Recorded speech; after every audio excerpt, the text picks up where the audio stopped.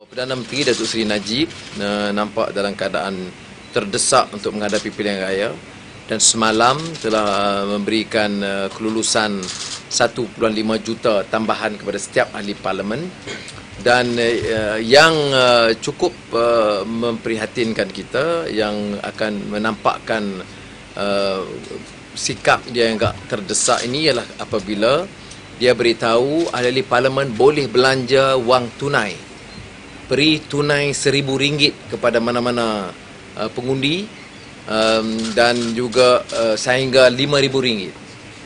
Ini ikut kefahaman saya dalam peraturan kewangan, ini sangat tidak wajar.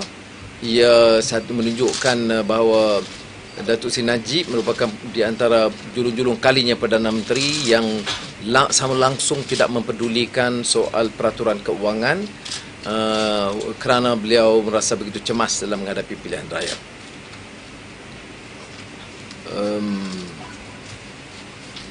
Yang ketiga ialah selain daripada SPR tadi saya sebut, kita juga melahirkan rasa membantah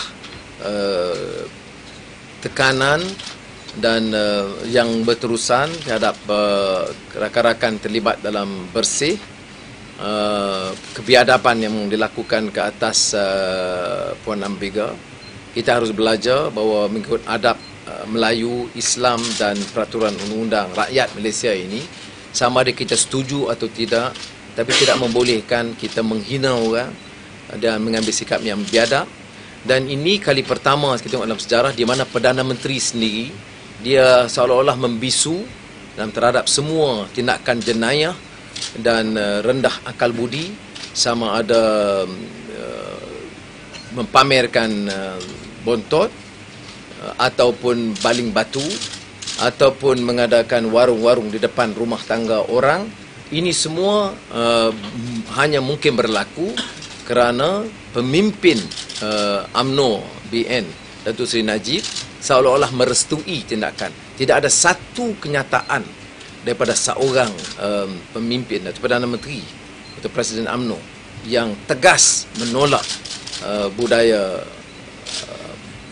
jelek dan rendah akhlak ini. Terima kasih. Assalamualaikum. Sebagai tambahan, saya merujuk kepada tulisan saya dalam Rekah Delhi yang dibaca mengapa PAN menyertai himpunan bersih walaupun melibatkan kalangan NGO yang bukan Islam dan sebagainya, kerana perjuangan untuk pilihan raya yang bersih dan adil. Dan terbukti banyak kenyataan-kenyataan yang dapat dibaca, yang dilihat, yang dikesan. Bukan saya SPR, bukan satu badan yang benar-benar bebas dan telus sepatutnya dalam amalan demokrasi. Bahkan terbukti tuntutan jawatankuasa yang dilanjut oleh Parlimen tidak dapat dilaksanakan semuanya. Bahkan sebahagian yang tidak dilaksanakan itu tidak teratur. Di antaranya ialah di pos yang jumlahnya yang sangat besar, yang tidak dihapuskan dalam senarai daftar pemilih, yang tidak boleh menghalang mereka mengundi 2 kali. Ini adalah unsur-unsur penipuan yang boleh berlaku. Di samping ruang-ruang yang lain yang boleh menyebabkan penipuan, dan di sana ada kawasan-kawasan terdedah yang dapat kita kesan sebagai Felda, kawasan Setinggan, perumahan baru, kem tentera, penempatan polis dan sebagainya.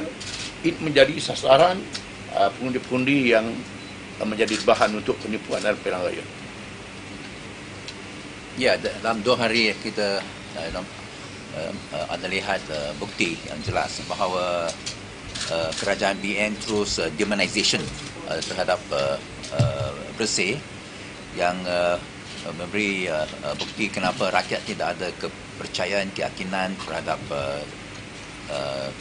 jaminan kerajaan akan ada satu siasatan yang bebas, apa yang berlaku pada 428. Dan sebenarnya ini pun melanggar 8 tuntutan bersih, stop dirty politics, dan itu antara dirty politics mereka melakukan terhadap bukan sahaja Pakatan Rakyat tapi bersih. Dan tadi Datuk Seri Anwar ada sebut mengenai cash payout. Keputusan Perdana Menteri bahawa ahli Parlimen BN dapat 1.5 million peruntukan untuk kawasan masing-masing menunjukkan bahawa mereka tidak langsung rela mengikuti 8 tuntutan stop corruption, stop dirty politics, dan inilah bukti kenapa perlulah satu clean elections di negara kita. Dan sungguh pun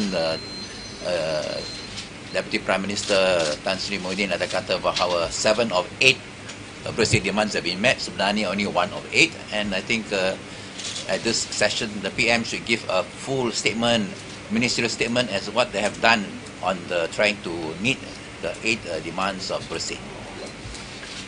Soal bersih ni semalam dijawab, soalan yang saya kemukakan, dan hari ini Menteri jawab lagi.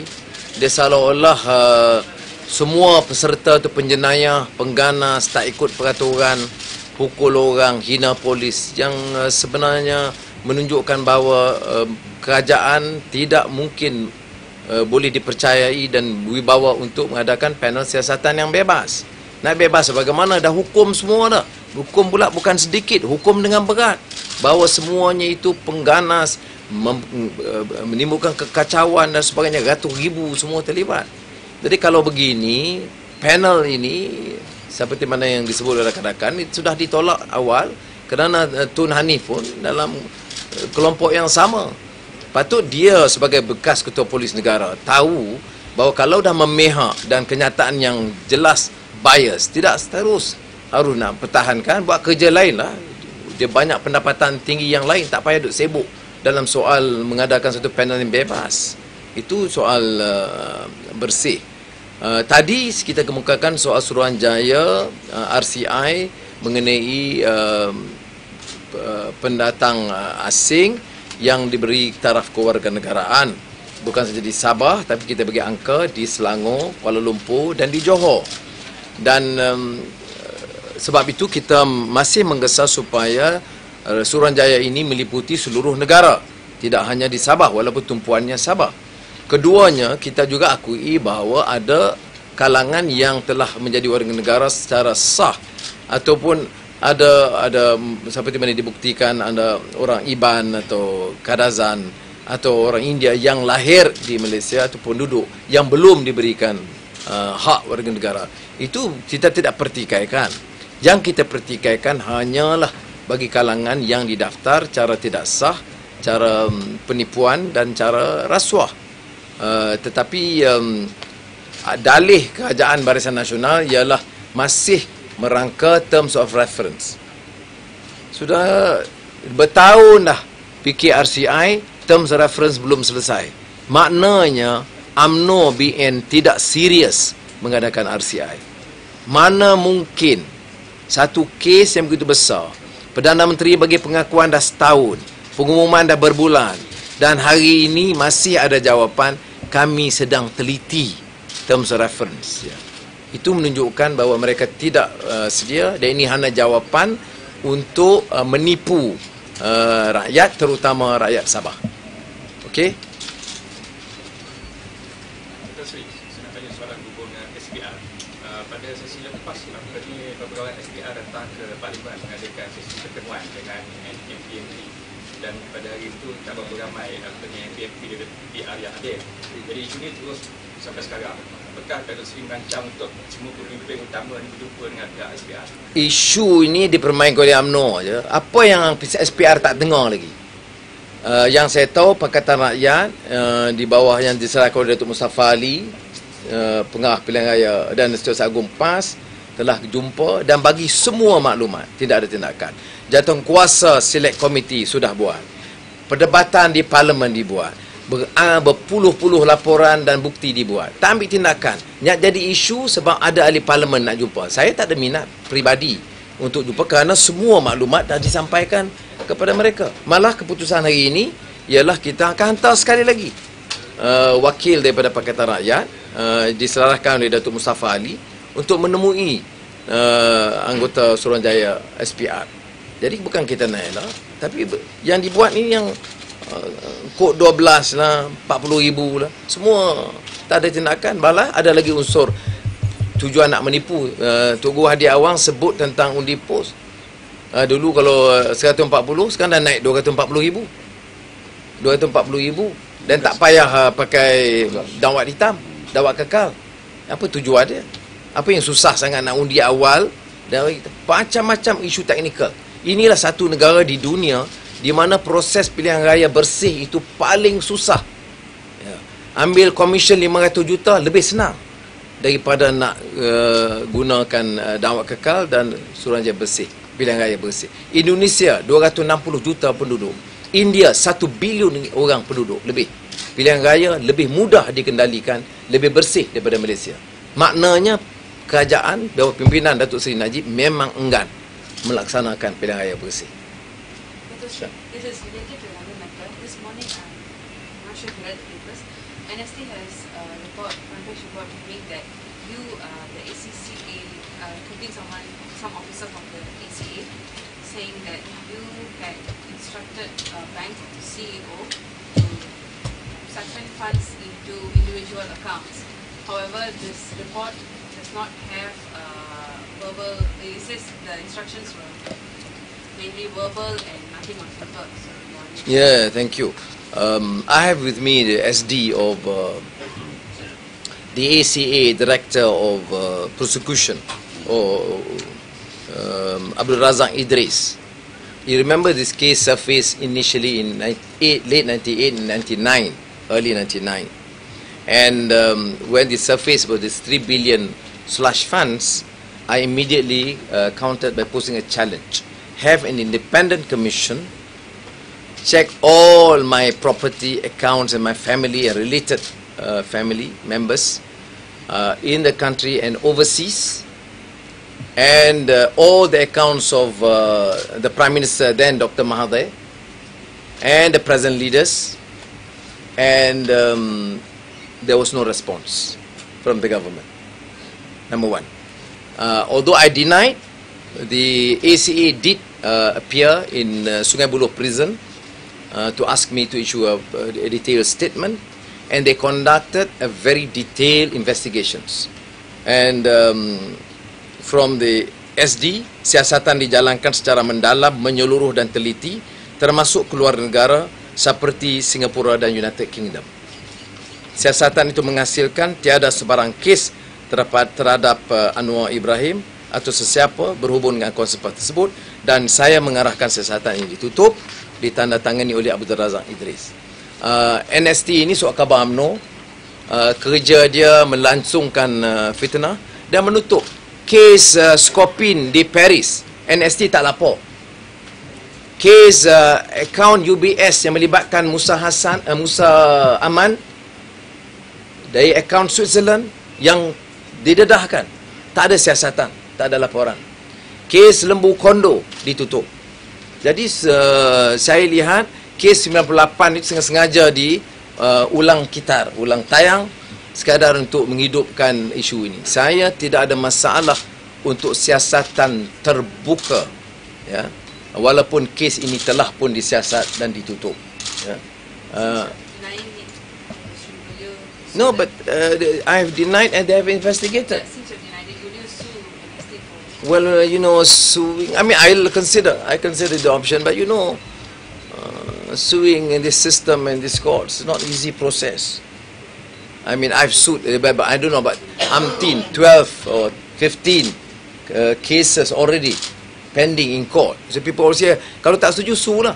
Dia attack kita every day. So maknanya kerja saya ialah cari peguam hari-hari nak lawan. Ini juga kena ingat. Ada orang UMNO ni, blogger UMNO ni, cara dia, kalau Anwar kata tak betul, sama lah. Dia berbelah sama lah. Bukan, saya dah lose count dah. Mana lawyer nak bantu, saya tolong. Dia ada ingat 15 team lawyer. Paling akhir yang masuk, Datuk Yusof Zainal Abidin. Ketua pendakwa ni dalam kes Anwar, Jabatan Pegawai Negara, dia pun dah masuk dah. Tapi, apa lagi saya nak buat? Hari-hari siaran dalam utusan atau TV3 atau The Straits Time, hari-hari serang. Apakah? Kawan-kawan saya banyak juga yang mengatakan, you ketepikan saja. Ada yang nasihat begitu. Kalau tidak, kerja saya hari-hari kena terpaksa appear di mahkamah. Baru ni Lim Guan Eng dengan Ketua Menteri Pulau Pinang dan Azizah disaman. Dan ini julung-julung kali di mana dalam kes civil mereka diwajibkan hadir. Sudah bayangkan, kalau dikendaki hadir, maknanya saya tidak boleh buat apa-apa. Nak pergi kempen. Kerja saya hanya ke mahkamah. Alright? I just add on this because I've been accused of hypocrisy and double standards. That when this case, Murad Statutory Declaration was made public in 1999, October, that I've said one thing, and now I said a different thing. This is completely untrue. What I said in Parliament, inside and outside, on the Murad Declaration is on public record. In fact, this is what I said inside and outside Parliament in October 1999. If there is any truth in Murad's allegations, then the law must take its course. And I mentioned that there should be in Parliament, there should be a Royal Commission inquiry into all the allegations of improprieties, not only with regard to the allegations made against Anwar, but also Anwar's 4 police reports made at that time, Anwar had lodged 4 police reports on corruption and gross abuses of power at the highest government levels, naming the Prime Minister at that time, Tun Mahathir, the first Finance Minister, Tun Taim Zainuddin, the Minister for International Trade and Industry, Patuk Rafida Aziz, and the 2 highest legal officers in the land, Mokhtar Abdullah and Gani Patel, as well as the former Malacca Chief Minister Tan Sri Raim Tambicik. That was what I said in Parliament, that there should be a full investigation, serious allegations that be made publicly. But what has happened to all this? Has there been a full accounting of investigations into Mahathir, into Daim, into Rafida, into Raim Tambicik? And now, I think Anwar has mentioned about what the ACA investigation at that time has already said the case is closed. And now it's reopened again. And it's very clear it's all because of coming elections. In 1999, Murad's Statutory Declaration was made public just before the 1999 elections.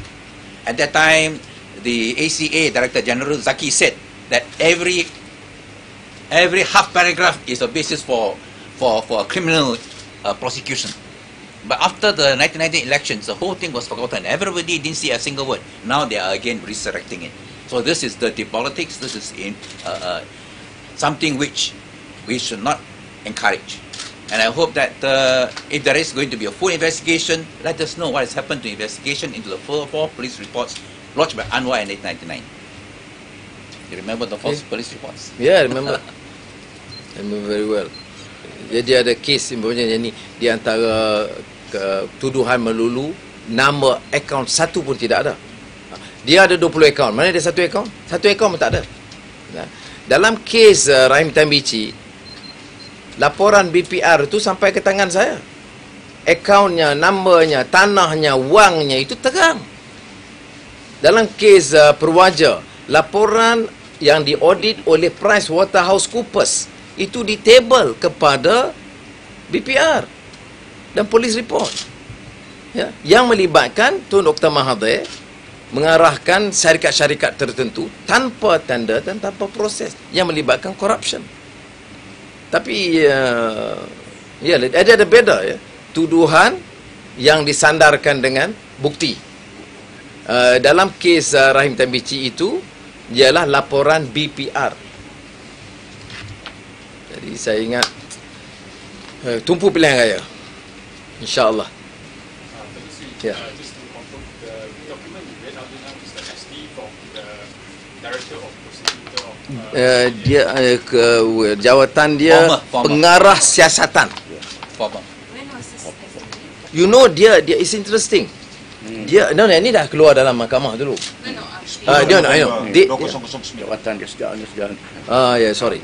Dia BPR bekerja daripada 1974 hingga bersara tahun 2004, dan dia bagi tahu laporan ini dikeluarkan tapi oleh kerana kerajaan tengok saya bebas, dia tutup. Dia tak keluarkan laporan tu.